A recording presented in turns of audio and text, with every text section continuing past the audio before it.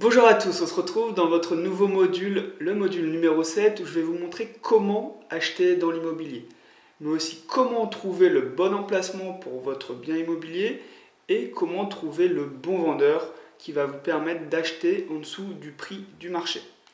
On démarre tout de suite par quoi acheter. Donc je rappelle l'objectif, quand on investit dans l'immobilier, ce qu'on veut c'est un bien rentable avec un cash flow positif. Quand je parle de respect de la règle des 70%, c'est pour indiquer que la banque va de toute façon enlever 30% de vos revenus immobiliers. Par exemple, si vous avez des loyers de 1000 euros, la banque va prendre en compte seulement 700 euros.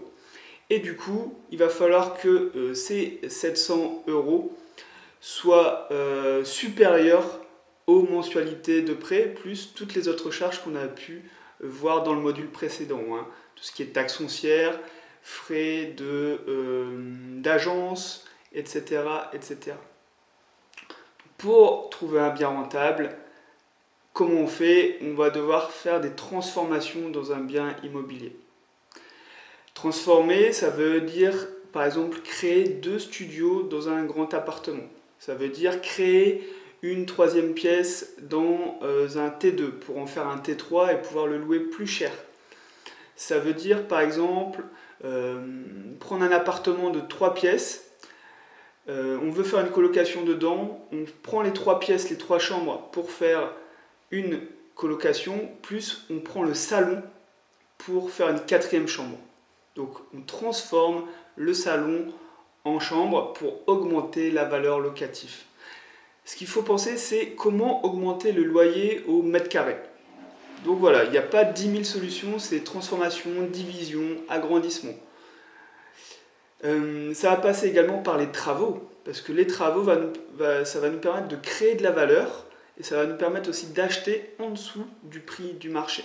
Forcément, un bien avec des travaux, ça intéresse moins de monde. En plus, il y a des coûts supplémentaires à faire, donc le prix d'achat va être moins élevé qu'un bien normalement en bon état. Et c'est là-dessus qu'on va pouvoir créer de la valeur et faire les travaux qui nous correspondent pour notre projet d'investissement.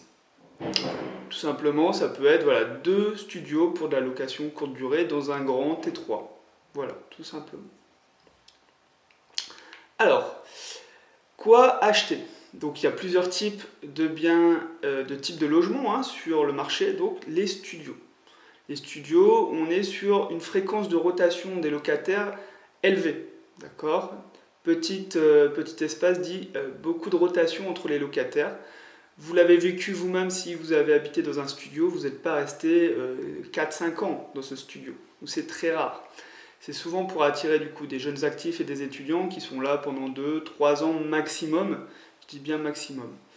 Et avec tous les aléas de la vie, donc changement de travail, rejoindre un copain, rejoindre une copine dans une autre ville, envie de changer de ville tout simplement, il y a une rotation qui est assez importante. Et ça, c'est bon de le savoir, c'est pas forcément un problème, mais il faut l'avoir compris avant de vouloir investir dans des studios. Qu'est-ce qu'on va pouvoir faire en location courte durée? On va pouvoir faire, dans un studio, je l'ai dit, on va pouvoir faire de la location courte durée. Là, ça va vraiment maximiser nos revenus. Et on va pouvoir faire de la location classique, même si vous le verrez, location classique c'est pour moi location nue. Je ne suis vraiment pas pour la location nue pour avoir des gros cash flow. Ensuite on a un T2. Alors déjà je vais rappeler un petit peu comment fonctionnent les normes T2, T3, T4. Quand on dit T2 c'est 2 pièces et on ne prend pas en compte la cuisine ni la salle de bain. D'accord? Donc quand on parle de T2 ça veut dire qu'il y a une chambre et un salon. Quand on parle de T3, c'est qu'il y a souvent 2 chambres et un salon. On ne prend pas en compte la cuisine ni les salles de bain. Là, dans les T2, en termes de location classique, on va avoir des gens qui vont rester environ 3 ans en moyenne. Donc on aura une fréquence un petit peu moins élevée entre les locataires. Ensuite, qu'est-ce qu'on peut faire? On peut faire de la location courte durée, là aussi, ça va bien marcher, c'est assez petit pour que ça soit recherché par des gens qui sont en vacances. Et on va aussi pouvoir faire de la location classique. Pour tout ce qui est des appartements qui sont de type T3, donc 2 chambres et un salon. Là aussi, on va retrouver des locataires qui vont rester un peu plus longtemps en location nue, en location classique.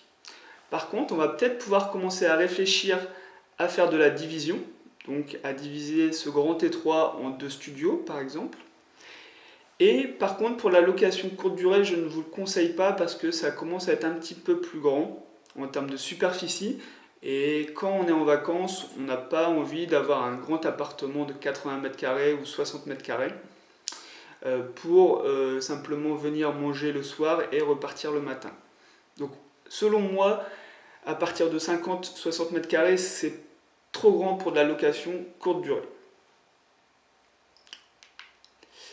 Tout ce qui est T4 et plus. Alors, si on fait de la location classique, donc la location nue à une famille, eh ben, la location va être dite difficile parce que ça va être plus dur de trouver des personnes intéressées par ce type de bien.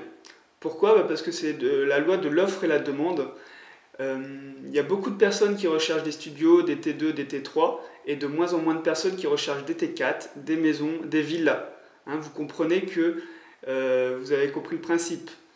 Il y a beaucoup moins de personnes qui recherchent d'acheter des villas que d'acheter un studio. Ben là, c'est la même chose. Qu'est-ce qu'on va pouvoir faire pour rentabiliser cet achat? Et bien là, vous allez obligatoirement partir soit sur de la colocation, donc avec 3 chambres minimum, c'est ce que je vous conseille. 4, c'est vraiment ce que j'aime faire. Après, ça peut aller jusqu'à 5, 6, 7 chambres. Ça, c'est possible, hein. Il y a des concurrents qui le font. Et on va aussi pouvoir faire de la division. Là, ça peut devenir intéressant de diviser en 2 T2 ou 3 studios carrément. Ensuite, on a les immeubles ou la maison. Donc la maison, là également en location nue, on va avoir un peu plus de mal à trouver des locataires. En tout cas, entre 2 locataires, on va avoir un petit peu plus de mal de relouer. Par contre, moi je vous conseille vraiment pas de louer en location nue, hein, et de faire de la colocation, location courte durée, division, agrandissement.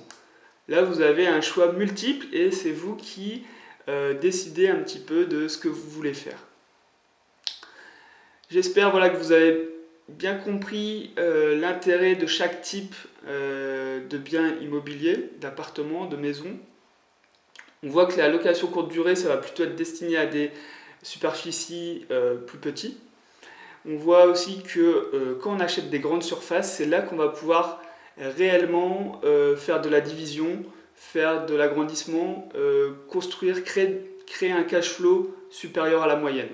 Parce qu'on aura de l'espace et qu'on pourra le diviser et du coup le louer aussi plus cher. Voilà, on va se retrouver pour votre prochaine étape vidéo et je vous dis donc à tout de suite.